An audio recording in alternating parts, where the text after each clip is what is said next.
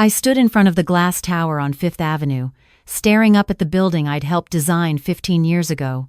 The autumn wind whipped my coat around my legs, but I barely felt it. My daughter Emily stood beside me, her hand warm in mine. "You designed this, Mom?" she asked, her voice full of wonder. "The East Wing?" I said quietly, before I gave it all up. That morning, I'd woken to the sound of my husband's phone buzzing on the nightstand. Again. It was 6 a.m. on a Saturday. Rick never got work calls on Saturday mornings. Not real ones, anyway. "Rick?" I touched his shoulder. He jerked awake, grabbing his phone before I could see the screen. "What?" His voice was sharp, defensive. "Who keeps calling you so early?" "Just work, Maggie." "Go back to sleep." But I'd stopped sleeping through his lies 6 months ago. I'd started noticing things. The late meetings that smelled like perfume. The receipts from restaurants we'd never been to together. The way he'd changed his phone password from Emily's birthday to something I didn't know. I got up and walked to the kitchen. The morning light filtered through the windows of our Westchester home, the house we'd bought when I was pregnant with Emily, when I'd made the decision that would define the next 15 years of my life. "Margaret, you can't have both," Rick had said back then, his hand on my growing belly. "The firm demands 60-hour weeks. How are you going to be there for our child?" I'd been 27, brilliant and terrified. I'd worked my way through Columbia's architecture program while waitressing nights. I'd landed a position at Morrison & Associates, one of the top firms in Manhattan. I was designing buildings that would stand for generations. But I was also going to be a mother. "I'll make it work," I'd insisted. "Think about our daughter, Maggie. She needs you. I need you. My practice is taking off. We don't need your income. We need you here, creating a home." So I'd resigned. I'd traded blueprints for baby bottles, design meetings for PTA meetings. I'd told myself it was temporary, that I'd go back when Emily started school. But when Emily turned 5, Rick said, "She's still so young. Maybe when she's in middle school." When Emily entered middle school, he said, "Teenagers need their mothers more than ever. You've been out of the field too long anyway. Who would hire you now?" And I'd believed him. I'd believed that 15 years away from architecture had made me obsolete, that my degree had an expiration date, that I was lucky to have a husband whose cardiology practice could support us. Until that Saturday morning, when I finally did what I should have done months earlier. I picked up his phone while he was in the shower. The password took me 3 tries. It wasn't Emily's birthday. It wasn't our anniversary. It was the birthday of the woman whose messages filled his screen. Her name was Jenna, 29, junior architect at Morrison & Associates. My old firm. The messages were explicit, detailed. They'd been seeing each other for 8 months. She called him her brilliant doctor. He called her his creative genius. There were photos of them at the restaurant downtown, the one he'd told me was a work dinner with colleagues. But the message that broke me was the one from 2 weeks ago. "I can't wait to show you the blueprints for the Thompson project. You're right. I am talented. Not like some people who gave up." He'd told her about me. He'd told her I'd quit, and they'd laughed about it together. I sat on our bed, staring at his phone, and something inside me crystallized. It wasn't just anger. It wasn't even betrayal. It was clarity. When Rick came out of the shower, I was calm. "Get out," I said. "What?" "Get out of this house. I'm filing for divorce." "Maggie, what are you talking about?" I held up his phone. "Jenna says hi." The color drained from his face. Then came the excuses, the justifications. I was never there emotionally. I'd let myself go. I didn't understand the pressure he was under. Jenna understood his work in a way I never could. "She's an architect, Maggie. She gets it. She has ambition. She hasn't given up on her dreams." That was when I laughed. Actually laughed. "Given up? You begged me to quit, Rick. You said our daughter needed me. And she did. But you didn't have to completely disappear. Look at you, Maggie. When was the last time you designed anything? When was the last time you even talked about architecture?" "Yesterday," I said quietly. "I talk to Emily about it all the time. I help her with her geometry homework by showing her how buildings work. I take her to museums to see new designs. I never stopped loving it. I just stopped doing it for you." He moved out that weekend. Emily, who was 16 and far smarter than I'd given her credit for, didn't ask questions. She just hugged me and said, "It's about time, Mom." The divorce took 3 months. Rick's lawyer tried to argue that I didn't deserve alimony because I'd chosen not to work. My lawyer, a fierce woman named Patricia, whom Emily had helped me find, eviscerated that argument with my old emails, the ones where Rick had explicitly pressured me to quit. I got the house. I got child support. I got alimony for 5 years, enough to rebuild. But money wasn't what I needed. I needed purpose. "Mom," Emily said one night, about a month after Rick moved out.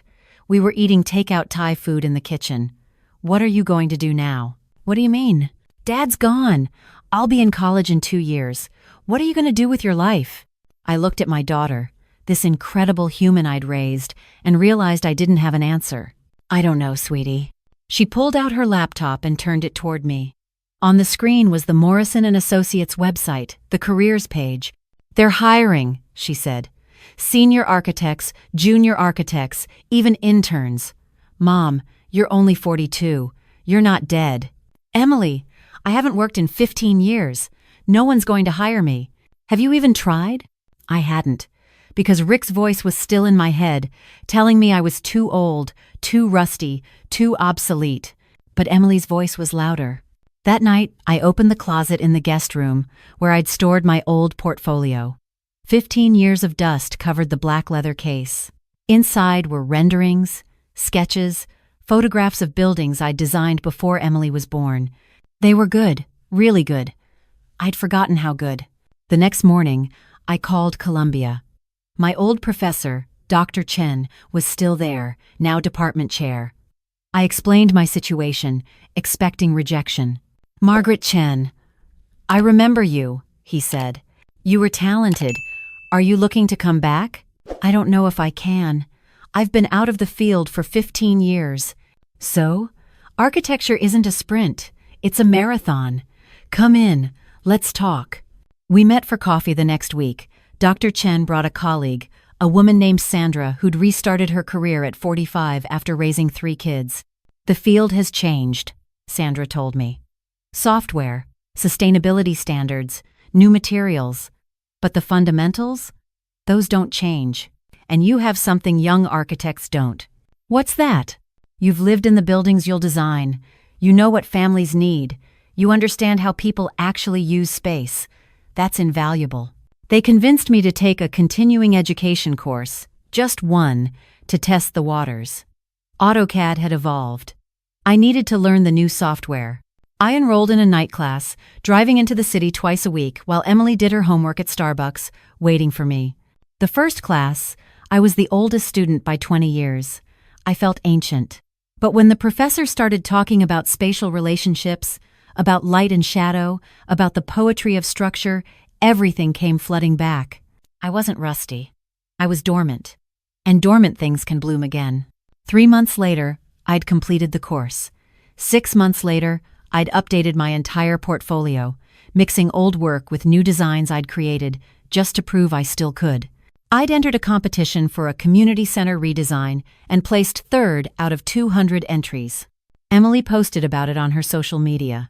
"My mom is the coolest person I know," she wrote. "She's reinventing herself at 42 and showing me that it's never too late to chase your dreams." That post got shared. And shared again. Eventually it reached someone at Morrison & Associates. I got an email from their HR department. "Ms. Reynolds, we saw your daughter's post about your return to architecture. We remember your work from the early 2000s. Would you be interested in discussing opportunities at Morrison?" My hands shook as I typed my response. The interview was surreal. I walked into the same building I'd left 15 years ago, took the elevator to the same floor. But everything was different. The firm had expanded. New partners, new vision. And sitting across from me in the conference room was the senior partner, Michael Morrison himself, who'd been a junior partner when I'd worked there. "Margaret, your work was exceptional," he said, reviewing my old portfolio. "Why did you leave?" I could have lied, could have made excuses, but Emily had taught me something. Honesty is stronger than shame. My husband convinced me I couldn't be both a mother and an architect. I chose our daughter. I don't regret that choice. But I'm ready to choose both now. Michael nodded slowly. We've made a lot of changes since you left. Flexible schedules, remote work options, parental leave for everyone. We learned that we were losing too much talent because we couldn't accommodate life. I'm glad you're ready to come back. How would you feel about starting as a project architect? It's a step down from where you were, but I'll take it, I said. The salary was less than I'd made 15 years ago, adjusted for inflation. The title was junior. But I didn't care. I was back. Emily cried when I told her. Happy tears. Mom, I'm so proud of you. I started the next month. The first week was terrifying. The software was different. The codes had changed. I felt slow, uncertain. But my design sense, that hadn't gone anywhere. My ability to see a space and understand how it should flow, that had only gotten stronger. And I had something my younger colleagues didn't. I was hungry. I'd spent 15 years being told I wasn't enough. I had something to prove. 6 months into my new position, I was assigned to a team working on a hospital expansion.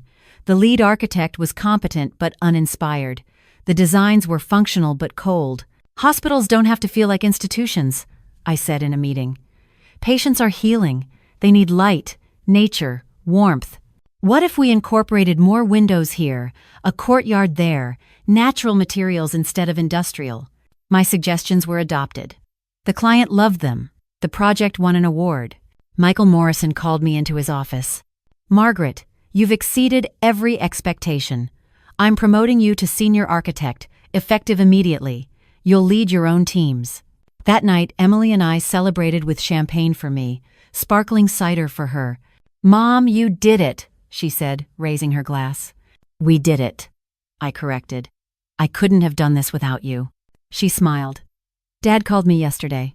My stomach tightened. What did he say? He wanted to know if you were seeing anyone. I told him you were too busy being successful to worry about dating. He didn't like that. I laughed. Rick's relationship with Jenna had imploded after 6 months. Apparently, when the novelty wore off, he'd realized she was looking for someone to advance her career, not build a life with. He'd tried calling me twice. I hadn't answered. A year and a half after I'd started at Morrison, I was leading the design for a major project, a medical complex that would house 3 specialties and a research center. It was a $50 million project, the biggest of my career. We needed to collaborate with the medical consultants to ensure the spaces met clinical needs.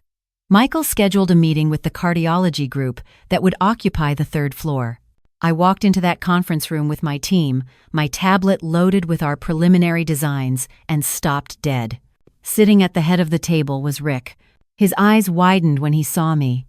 I watched him process it, the professional clothes, the confident posture, the portfolio under my arm. This wasn't the woman he'd left crying in Westchester. Dr. Reynolds, Michael said, gesturing to Rick. This is Margaret Reynolds, our lead architect on the project. Margaret, Doctor. Reynolds is heading the cardiology department. We've met, I said coolly. Hello, Rick. The meeting was excruciating for him, I could tell. I presented our designs, fielded questions, made modifications based on clinical needs. I was professional, competent, in control. Rick barely spoke. When he did, his voice was uncertain. Afterward, as my team packed up, Rick approached me. Maggie, can we talk? It's Margaret. And we just did talk. About the medical complex. Was there something unclear about the designs? No. I mean, really talk. About us. I looked at him. Really looked at him. This man I'd spent 20 years with. This man I'd given up my career for. This man who'd told me I wasn't ambitious enough, wasn't creative enough, wasn't enough. There is no us, Rick. There's you, and there's me, and there's Emily. That's it. I made a mistake, Maggie. Margaret, I see that now. You're incredible. You always were. I was wrong to ask you to give up architecture. Yes, you were. Can we start over? I smiled. Not a happy smile. A knowing one. Rick, you didn't fall in love with me again because I'm incredible. You already knew that. You fell in love with the idea of me being successful because it reflects well on you. You don't want me. You want the trophy of having an award-winning architect as a wife instead of a stay-at-home mom? That's not fair, isn't it? Where was this appreciation when I was home with Emily? When I was cooking your meals and managing your calendar and making your life comfortable? I was the same person then, the same intelligence, the same creativity. But I wasn't valuable to you until other people valued me. He had no answer for that. The medical complex designs will be finalized in 6 weeks, I continued. After that, our professional relationship will be minimal. I suggest we keep it that way. I walked out of that conference room with my head high. Emily was waiting for me at home. She took one look at my face and asked, "You saw Dad?" He's the cardiology consultant on my project. Oh my God. How did it go? I sat down next to her on the couch. He wanted to get back together. And I told him no. She hugged me tight. Good. You're too good for him, Mom. You always were. That night, I pulled out the sketchbook I'd been keeping, the one where I designed buildings just for joy, not for clients.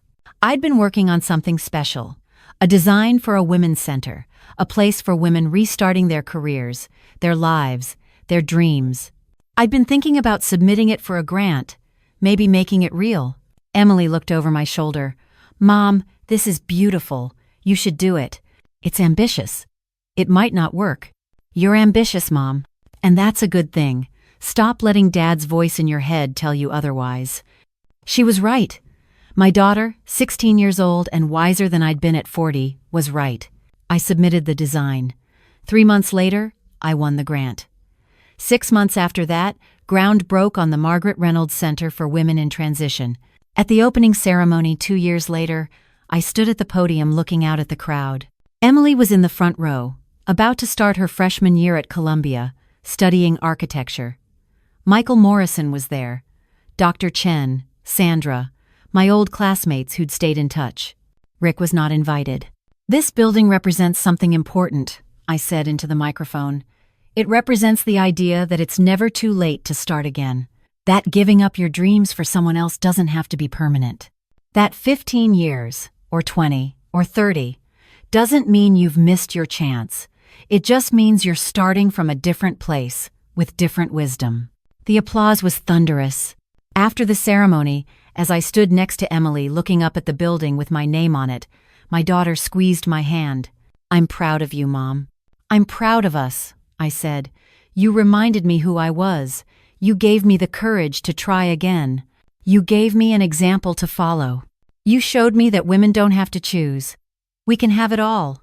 Maybe not all at once, but eventually. I thought about the woman I'd been at 27, making an impossible choice. The woman I'd been at 42, discovering I'd been betrayed. The woman I was now, at 47, standing in front of a building I'd designed, with a career I'd rebuilt, and a daughter who saw me as a role model instead of a cautionary tale. Rick had called last week. I'd seen his name on my phone and let it go to voicemail. In his message, he'd said something about how he'd always known I was special, how he'd always supported my dreams, how he was happy for my success. I'd deleted it without responding, because the truth was simpler and harder than his revisionist history. He tried to make me small, and I'd let him. But when I finally decided to grow again, I'd grown beyond him. The best revenge wasn't a confrontation or a dramatic scene. It wasn't even making him watch my success. The best revenge was not needing revenge at all. It was building a life so full, so meaningful, so entirely mine, that his presence or absence no longer mattered. I looked at Emily, this young woman who'd helped save me by reminding me I could save myself. "Want to get dinner?" I asked. "Always," she said. We walked away from the building, toward the future, together, and I didn't look back once.